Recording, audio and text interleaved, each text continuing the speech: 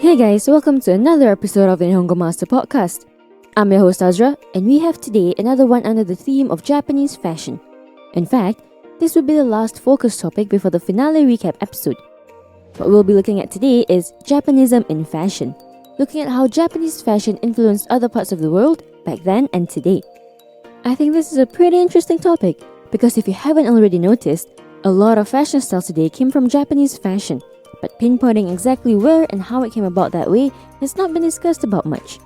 So, we'll dip into our toes in that today. Now, before we get into it, I have a treat for you listeners. This podcast is called the Nihongo Master Podcast. And if you don't already know, Nihongo Master is an interactive online Japanese language learning system. If you're a regular listener of the Study Saturday language series, you're aware that is formatted just like our online learning system. Now, this podcast has a special, unique 50% off promo code for your entire subscription that I'll drop sometime in the next few minutes, so listen carefully for that. Okay, back on topic. We're here to talk about Japanism in fashion. But first and foremost, what is Japanism? Let's look at the term real quick. This term was created in France, pronounced Japonisme. This word refers to the popularity and influence of Japanese art, or Nihonga in Japanese, and design among Western European countries in the 19th century. When Japan opened up to foreign trade in 1858, many were mesmerized and inspired by Japanese everything. But that's not to say that no one knew of Japanese art and style before then. In fact, for centuries, there were interest in Japanese and Oriental art among selected groups of people. But because they were not available to wider audience, it was rare and extremely valuable. But after Japan opened up to foreign trade, European markets were pouring with Japanese goods like fans, porcelains, and particularly the local art technique called ukiyo-e woodblock prints. This ukiyo-e prints of everything from kabuki, a classical form of Japanese dance drama, actors and folk tales, to landscapes were brought to Europe in huge numbers and were a huge hit.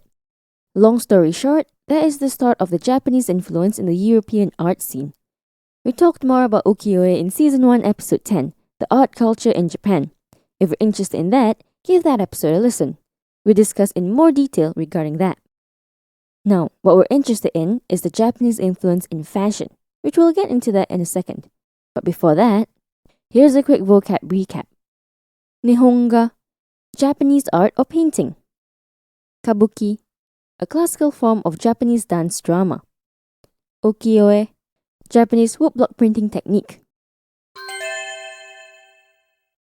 Japanism did not only influence art, it also impacted the late 19th century European fashion. The good old kimono was the main product of inspiration, of course. In fact, there was an advert from around the 1900s for the Babani fashion house in Paris that clearly stated that they imported Japanese kimonos. Eventually, they became one of the top retailers selling what they called robe japonaise. Pardon my French. Anyway, Japanism influence in European fashion can be observed in three parts: textile, motifs, and form. When Japan opened up to the rest of the world, textile was one of the biggest exports, and particularly silk. One silk merchant, among many, was Yokohama-based Shobishino, dispatched to the International Exhibition in Vienna in 1873. His research resulted in the production of quilted at-home gowns made of habutae silk, a type of fine Japanese silk. And since, back then, silk products had greater value, items like kimono and gowns made of silk were exported to the West. There were also other types of textile, including yoryu, which is silk crepe de chine. This is a type of fabric similar to silk crepe and made from silk. It's lightweight, and back in the day, it often had Japanese motifs on it and made into dresses that were in line with fashion at the time. Which brings us to the second part of Japanism influence in fashion, motifs. By the time the 1890s rolled around, Japanese motifs were often seen in textiles. Japanese kimono and kimono hinagata, to mean design or pattern book, were brought to the West in the 19th century. Examples of motifs in these pattern books were greatly incorporated into Paris haute couture designs. Google it and you might very well see what I mean. Everything from cherry blossoms and chrysanthemums, the national flower of Japan, to kabuto, to mean samurai helmets, and the blue ocean waves known as seigaiha, could be seen on textiles of 19th century European fashion. I could go on naming the various types of motifs that were found on textiles back then, But I think that I've proven that Japanism in fashion, in the form of Japanese motifs, were very much a thing. So last but not least, its influence on form. I mean, seeing about dozens of different takes on the kimono in the 21st century is accumulated from the 19th century where it all began. The West was mesmerized by the kimono and its structure. The pulled back collar, the cut, the intricate details. In the past few centuries, you could see many designs that pull inspiration from various aspects of the kimono.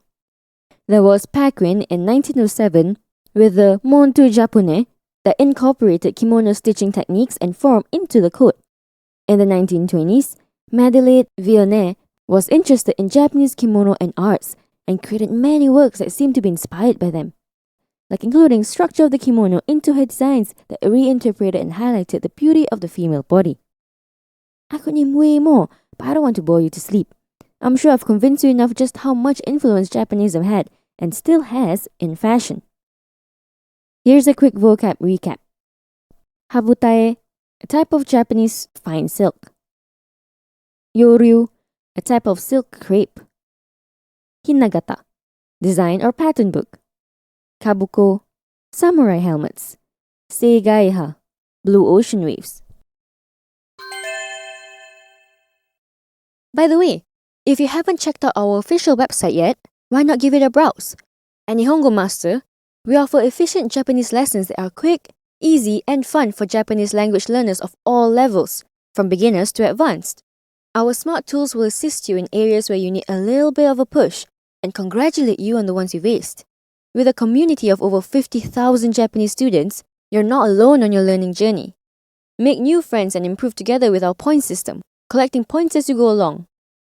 Ask away any questions you have on our group discussion pages. There's sure to be others as well as our Japanese instructors that are quick to answer. You can also take Nihongo Master with you on the go and learn Japanese as you trot the globe. Practical, right? We now know how Japanese art and design began to influence the West. How about now? I'd say we have fashion designers to thank for that. Japanese fashion designers have been busy in the past few decades at reinventing and revolutionizing Japanese influence in fashion.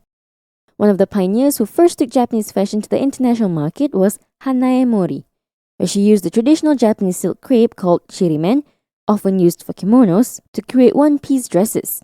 In Season 2, Episode 7, we talked about 3 big-name fashion designers that not only are experts at seamlessly fusing traditional and modern, but they have unexpectedly made quite an impact on the Western fashion industry. You can't really sum up Western fashion of the late 20th century without acknowledging the contributions by this Japanese avant-garde trio. The Ryoji Yamamoto, Issey Miyake, and Rei Kawakubo.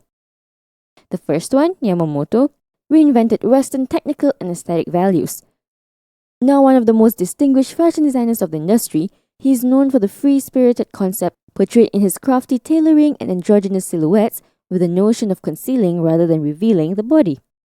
A typical Japanese approach that is used religiously by Yamamoto is to start a design with fabric rather than silhouette. Issey Miyake, though, was the first out of the 3 to showcase in France and was also the first to restructure sartorial conventions. Instead of obliging to the Western concept for women clothing of fitted silhouette and exposure of body contours, Miyake proudly introduced loose and baggy designs, free of traditional construction.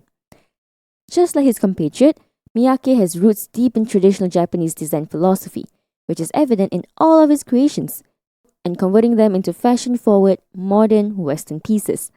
He introduced a new definition of aesthetics, and not by creating aesthetics itself, but by crafting it to the way of life, ikikata in Japanese. The garment flows where the body moves. And Rei Kawakubo, also known as the founder of Comme des Garçons, is similar to Issey Miyake in the sense of focusing on perfectly imperfect cuts and asymmetrical lines in her designs, and also to Yohji Yamamoto with the dramatic usage of black. And with the multi-brand retail stores, Dover Street Market, Kawakubo still remembers the Japanese roots by having them go through tachiagari. While in Japanese it means start or beginning, for these multi-brand retail stores is the revamping of the space and basically giving it a fresh start. Now that's just an insight to what we discussed in that episode. Tune in to that for your full rundown of these Japanese fashion triumvirate. Now for a quick vocab recap. Shirimen, a Japanese silk crepe. ikikata, way of life. Tachiagari, to mean start or beginning. So as you can see, Japanese influence in fashion dates back quite a bit, to the late 1800s in fact. And now we see various types of the kimono by not just the successful fashion designers mentioned above, but just about any fashion enthusiast out there. How big of an influence is Japanese art and design today, do you think? Tell us your thoughts by commenting on our social media platforms. You can find us on Twitter, Facebook, and Instagram. Also on our social media, you can find fun and interesting campaigns happening. Currently, we are on our final week of the Kansai region of the Tour of Japan campaign, so you can have a look at the intriguing Kansai facts we have already up. And head over to the Nihongo Master blog if you're interested in reading up on topics like these some more. And if you're keen on picking up some more Japanese for yourself, pop onto our official website, nihongomaster.com, to learn more. While you're at it, why not get yourself a subscription? Get a head start on your Nihongo journey with Nihongo Master. Now here's a promo code you all have been waiting for. Plug in FASHION, FASHION, at checkout to get 50% off your subscription forever. That's right, $20 a month becomes $10 a month. Your monthly or yearly subscription is half off using this podcast exclusive code. So go on, sign up now. And thank you so much for listening in. We'll be walking you down another avenue of Japan's rich culture. Mata ne!